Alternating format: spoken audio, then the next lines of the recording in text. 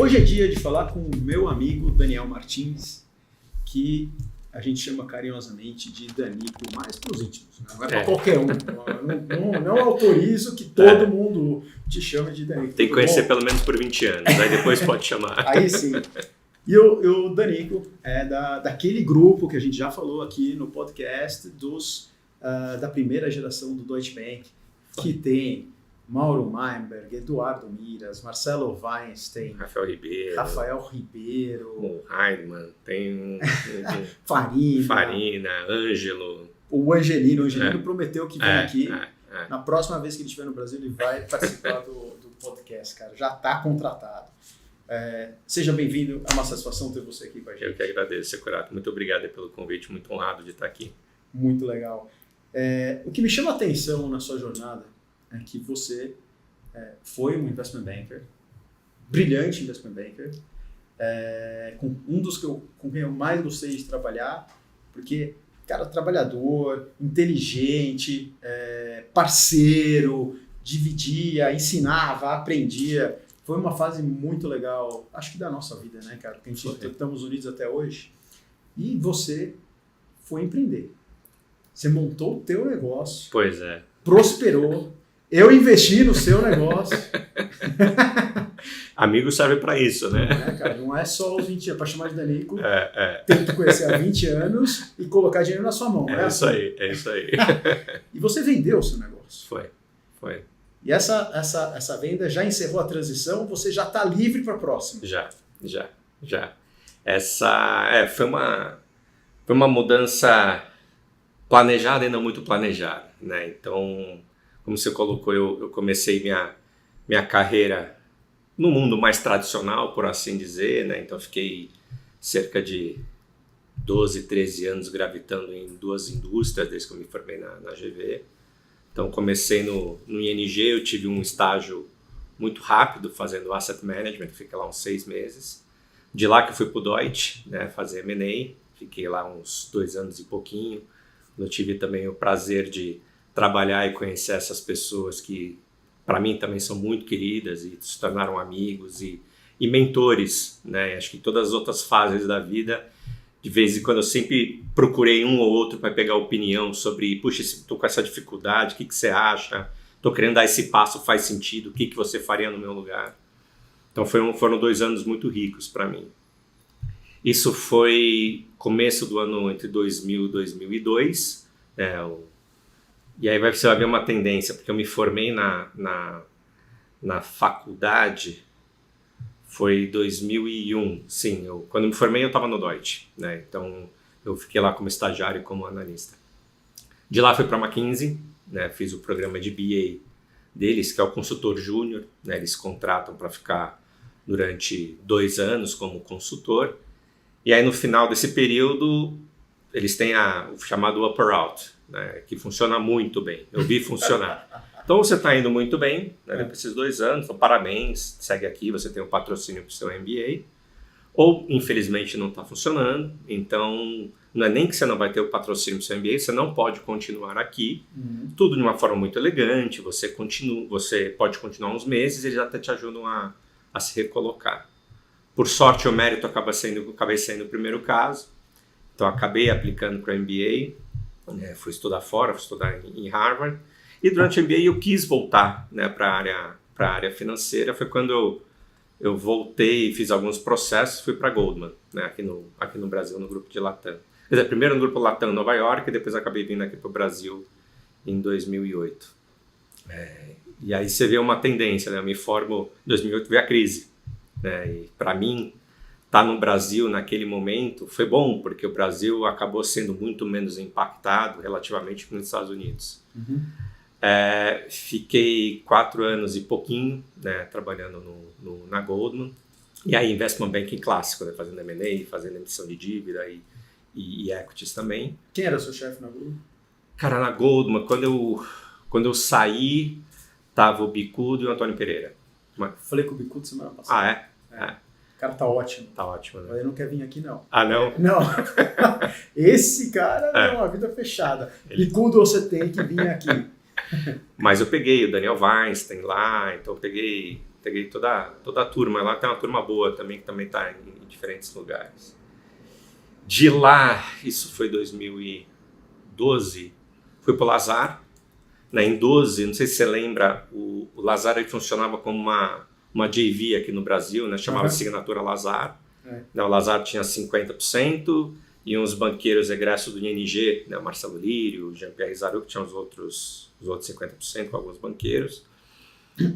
Naquele momento o Lazar comprou os 50%, acho que fez menos sentido para o Lazar ter essa joint venture no Brasil. Normalmente ele faz quando eles estão querendo experimentar um país.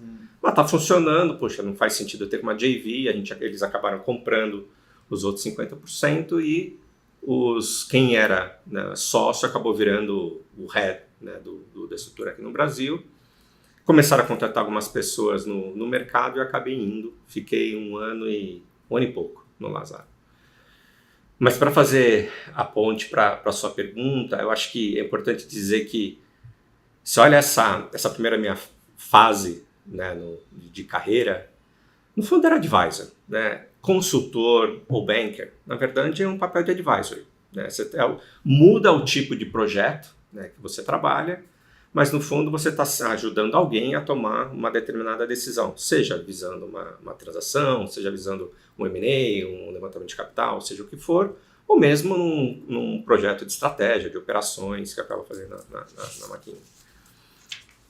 E acho que eu sentia um pouco o chamado do empreendedorismo, né, nesse momento. Acho que eu via muitos amigos empreendendo, ficava com aquela inveja branca, por assim dizer. Eu sentia que, puxa, talvez acho legal, ainda não tenho coragem, né, para dar esse passo. Comecei fazendo isso de forma um pouco com investidor anjo. Mas aí foi da Lazar, você foi empreender? Foi do Lazar. O Lazar foi seu último... Foi meu último trabalho como banker. Né? Então, e ao longo do ano do Lazar, na verdade é alguma coisa que eu já estava amadurecendo desde quando eu saí da Goldman. Então, já no Lazar, estava na dúvida, gostava muito, foi uma escola excelente, gostei muito do ambiente do Lazar, um time incrível. O Jean, que era o meu chefe na época, né? O Jean e o Marcelo. Somente o Jean, mantenho um contato até hoje, também um cara extraordinário. Mas eu senti essa veia empreendedora me chamando. Acho que a primeira forma que eu dei vazão para ela, fazendo alguns investimentos anjos, né? Então comecei a investir. Se eu não tinha coragem de fazer, então eu invisto na pessoa que tem coragem, né? Então acabava botando montantes que não eram relevantes, mas isso acho que me forçou, né? Quase foi um laboratório para mim, de poder vivenciar um pouco o que era esse mundo de empreendedorismo, de quem estava saindo da zona de conforto, e não que seja uma zona de conforto trabalhar em banking, mas saindo do conhecido para tentar uma coisa completamente nova. E eu gostei, a tal ponto que um dia tocou meu celular, eu lembro o dia, foi dia 27 de novembro de 2013, eu sei porque foi um dia depois da minha segunda filha nascer. Então, marcou. Então já estava pro ar, a casa já estava uma zona, já estava tudo uma bagunceira. Eu falei, puxa, já que está tudo pro ar. Como chamam seus filhos? A Isabela, que tem 15, e a Gabriela, que vai fazer 12 agora. Então a Gabi tinha acabado de nascer. E me tocou um telefone, era um conhecido meu, né, de longa data, que tinha sido sócio da Reding Grifo, né, da parte que ajudou a criar o Private Banking dentro da Grifo, né? A Grifo tinha sido vendida para o Credit Suisse já naquele momento. Eu falei, Daniel, a gente sempre meio que se namorou, um dia a gente vai fazer alguma coisa junto. Sabe essas pessoas que você encontra na vida, bate o santo, né, tem afinidade, e fala, algum dia a gente vai fazer alguma coisa junto, a gente não sabe o que, mas vamos estar perto, alguma hora converge. Né? E assim foi. Ele me ligou, ele falou, olha, eu estou me envolvendo num projeto aqui,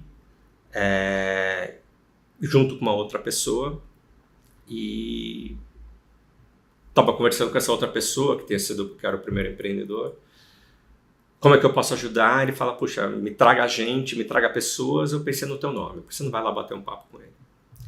E aí foi nascendo a ideia do que acabou sendo a Geo Capital, né, que é uma gestora brasileira, acho que a primeira gestora brasileira independente com foco único e exclusivo na gestão de fundos de ações globais, né? Então, a gente tinha algumas bandeiras, ou tem algumas bandeiras muito fortes para a gente, né? Da importância de diversificação, né? A gente já tem muita exposição ao Brasil.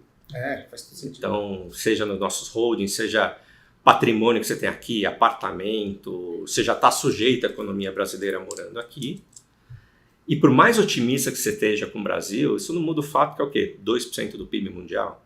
Né? Então, faz muito sentido para o brasileiro, e ao brasileiro de todas as faixas salariais, por assim dizer, exportar ou externalizar um pouquinho do seu patrimônio. Né? Até porque se você for olhar para o salário dele, se for olhar como ele gasta, né? Olha a lista de supermercados que sai. Mais da metade de produtos ali também são produtos de fora. Né? Quem toma Coca-Cola, usa tênis Nike, quer ir para a Disney, seu salário, suas despesas já são internacionais. Por que seus investimentos também não podem ser? Né? Por que você não pode investir nas mesmas empresas que você, como consumidor, já está escolhendo para poder também, para comprar o produto, para usar o serviço? Então, investe nelas também.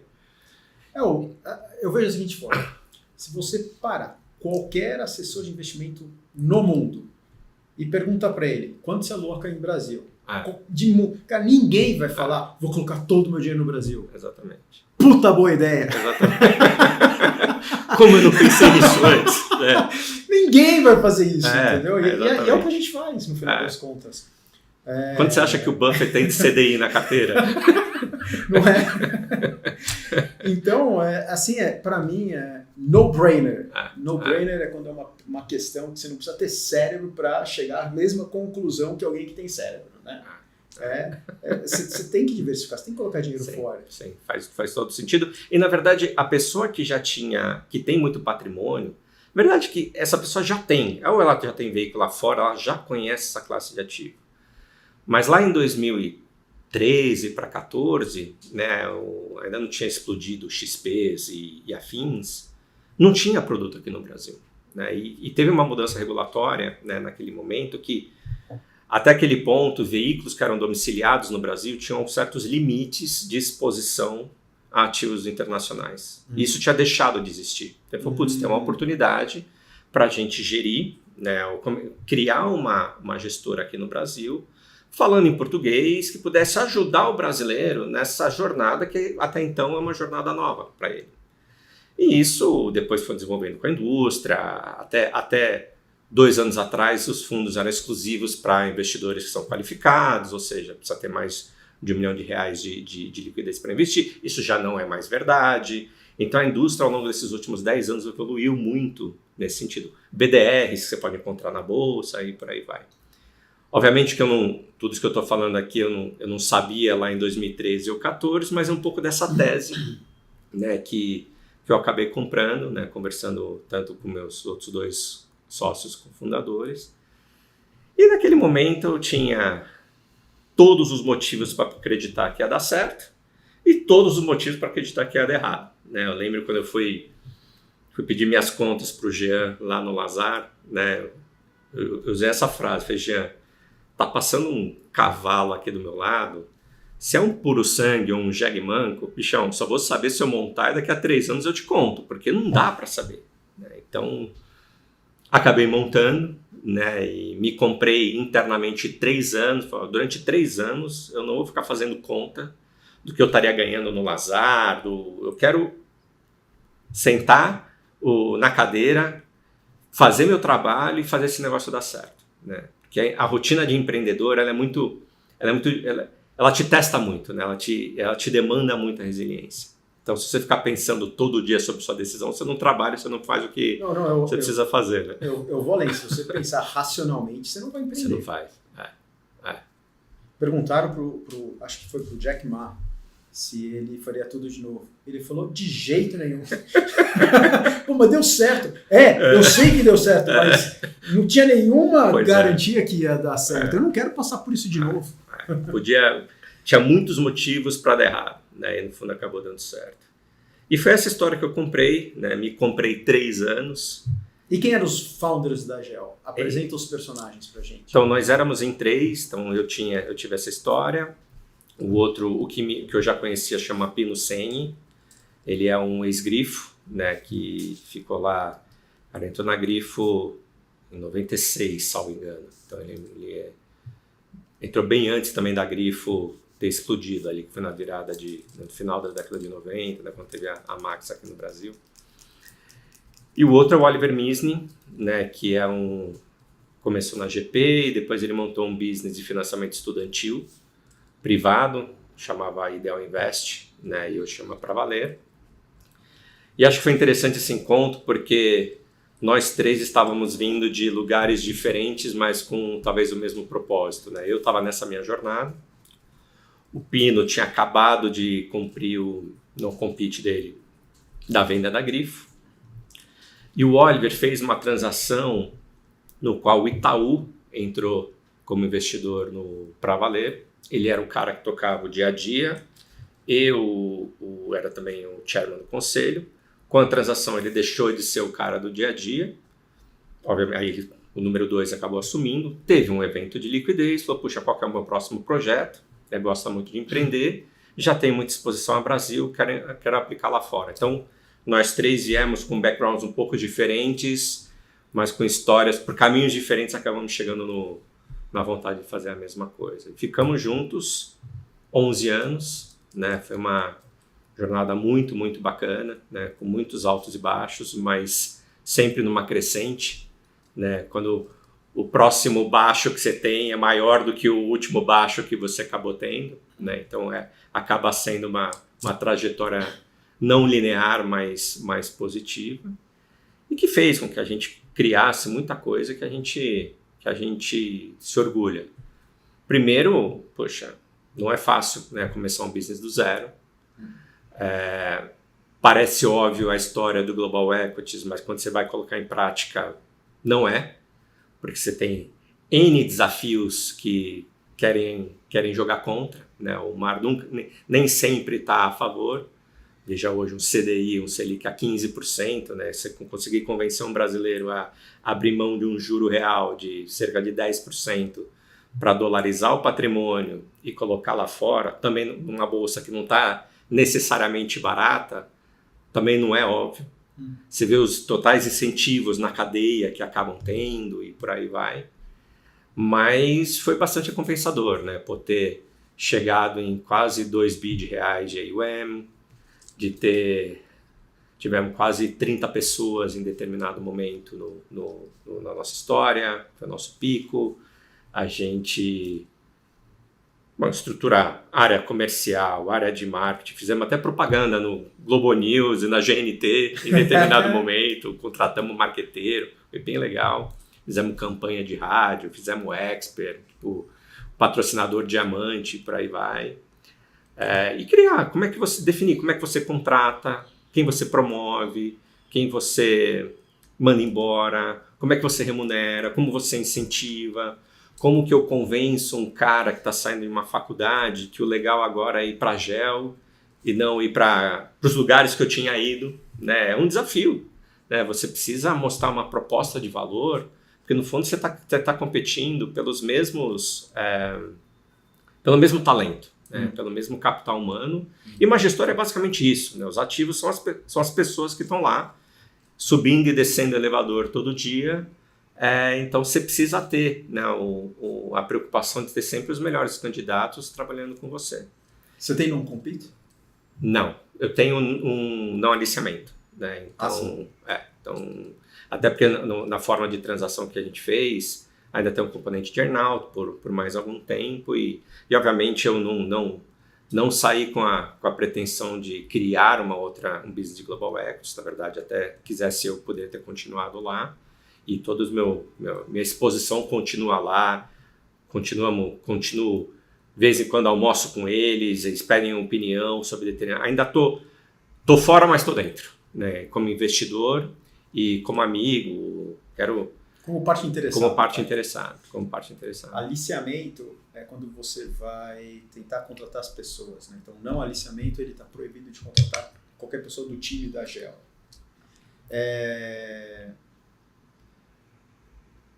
Daniel, quando você foi lá, 3 anos, quando que caiu a ficha? Você falou, deu certo.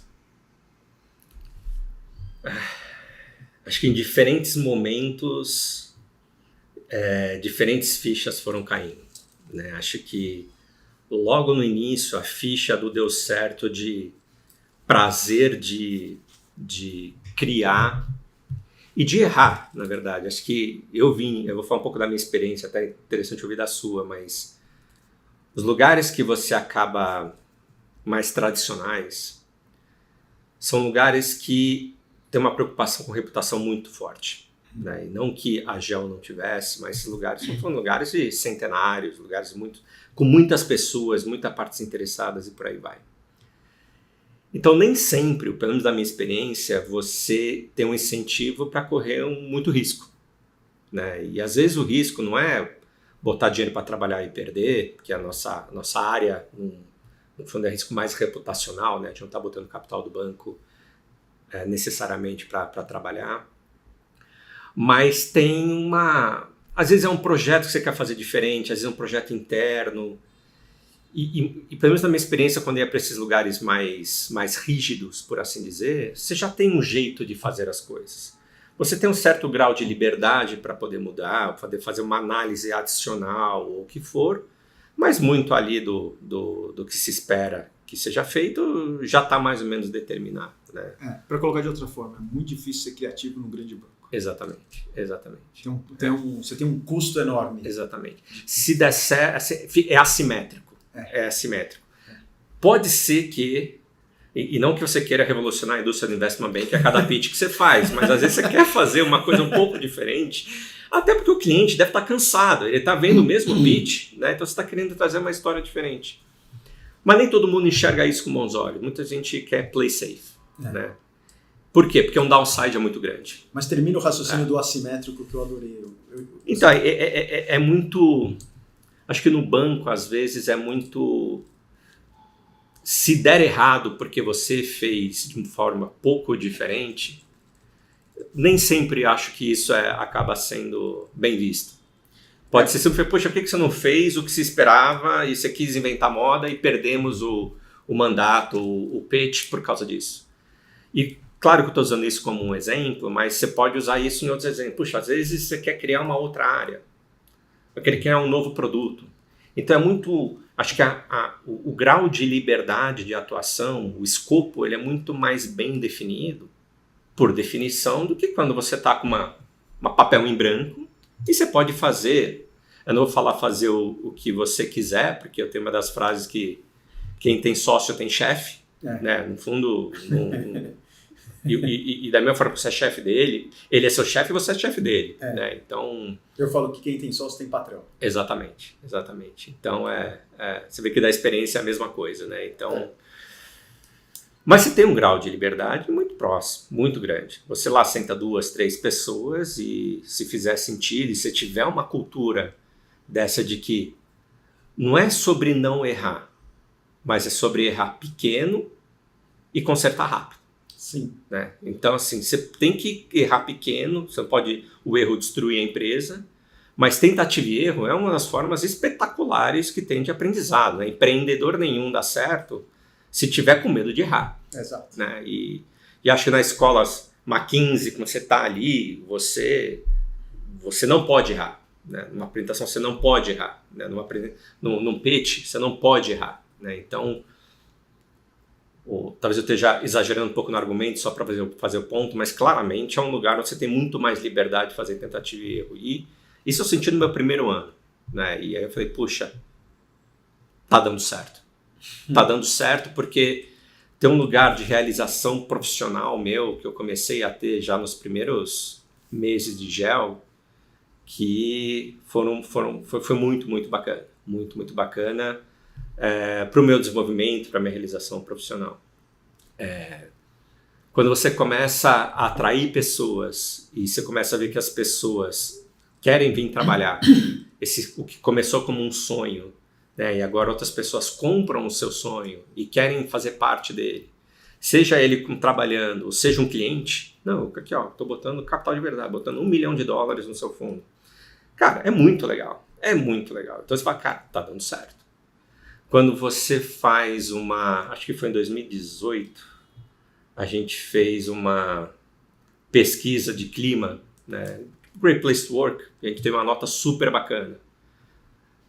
Tá dando certo. Quando você começa a ver que também o financeiro para as pessoas tá ficando bacana. Teve uma das maiores realizações profissionais que eu tive nesses últimos 10 anos foi quando um cara que, na verdade, é o nosso controller lá na GEL, comprou um barco. Era um barco novo, um barco de 15 anos, que ele estava apaixonado. Olha, ele falou, puxa, a GEL me proporcionou realização do meu sonho de poder comprar o barco.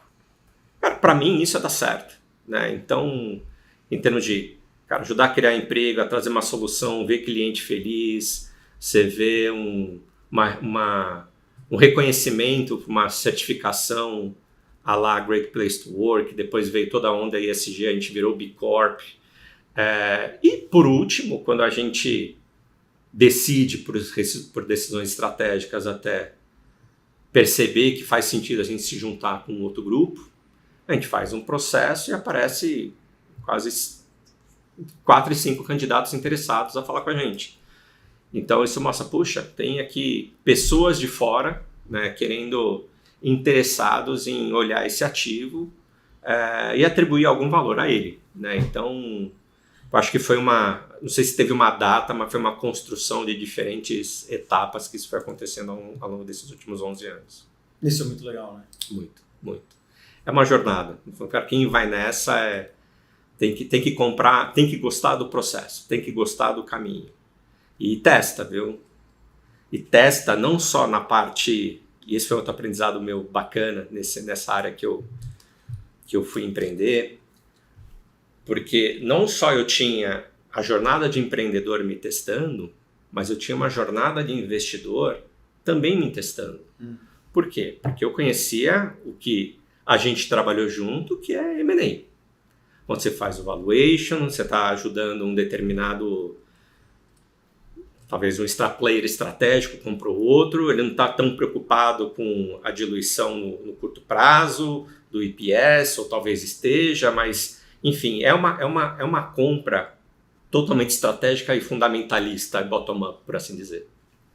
O mercado nem sempre funciona assim, é um mercado acionário, né? Então, por mais que a gente seja uma casa, né, com um foco fundamentalista bottom-up, nem sempre o mercado está recompensando esse tipo de análise. Às vezes o que ele está preocupado é se a tarifa do Trump que aumentou no Liberation Day veio para ficar ou não. Quem vai fazer preço é isso, né? Então, e outra coisa que foi muito interessante quer ver se você está com convicção de uma tese, do seu valuation, faz toda a análise, decide que uma empresa, Apple, você faz toda a sua análise, conversa com a cadeia, conversa com a companhia, conversa com os competidores e atribui que o valor da Apple é 100, por hipótese, né?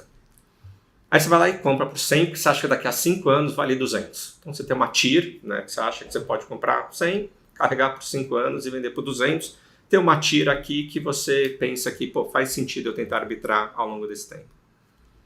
Então você compra hoje Apple por 100. Vai dormir, acorda no dia seguinte, ela está 95. Mas tudo bem, né? O mercado chacoalha, né? Normal, né? Eu sei que isso não é uma coisa linear. Aí você passa uma semana, ela está 80. Aí passa mais uma semana, ela está 60. Você fala, peraí. Não tem nem o mais frio dos investidores, não tem como não começar a second guess a sua análise. Porque o mercado também tem gente muito inteligente quanto você, fazendo conta e também querendo atribuir, né, as probabilidades do que vai acontecer. Você está trabalhando com informação imperfeita, né, por definição, diferentemente no M&A, onde você está junto da companhia, vê o management case, que e ver ali a possibilidade de ele poder entregar ou não. Quando você trabalha com o mercado público, você não tem isso, né? Então, você tenta fazer outros tipos de análise, né? Do tipo, poxa, eu não sei o que vai acontecer, mas deixa eu tentar descobrir o que o mercado está precificando na ação e ver se isso está muito otimista, muito pessimista, ou você tenta falar com investidores, tenta falar com outros investidores, com analistas, por aí vai, trabalhar em cenários. Mas é uma informação imperfeita, eu diria, num grau muito maior do que quando você está trabalhando do outro lado do Chinese Wall, por assim dizer. Com informações confidenciais. Com informações confidenciais. Entendi. E assim, nada testa a sua convicção mais do que nesse caso. Você comprou a 100, está a 60. Mas e aí? Você continua firme? Você compra mais? Você compra mais? Aí eu falei, não, mas peraí, por que você não compra mais? Se não mudou a tese? Se vale ainda 200 daqui a 5 anos, poxa, você comprar 60 é melhor que comprar. Eu entendo que comprar 100 foi bom, mas comprar 60 é muito melhor. E aí você compra, aí você, não sei, talvez agora eu acho que não é mais 200, agora eu acho que é 180. Então, esse tipo de trabalho, né, e você ser testado todos os dias, também foi um grande aprendizado para mim. Então, acho que foi uma combinação, talvez pelo setor que eu escolhi empreender, que me trouxe muito aprendizado, muito enriquecimento intelectual e de psicologia, né, e de governança, que foi muito, muito recompensador. E para a gente encerrar esse assunto, você vai fazer o que agora?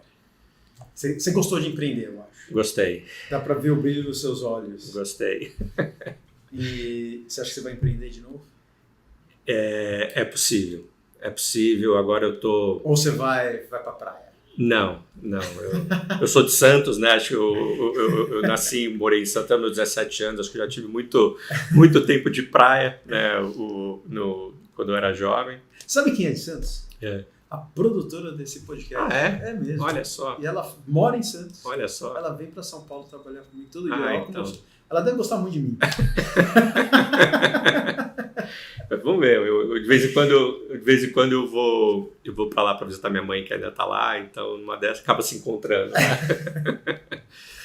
Mas, não, por enquanto eu tô tocando alguns projetos que eu tenho e certamente, acho que nas próximas semanas, meses, teremos boas novidades, por assim dizer. Quem sabe, até sair o podcast, já temos novidades, a gente já faz um head-up aqui. É bem possível.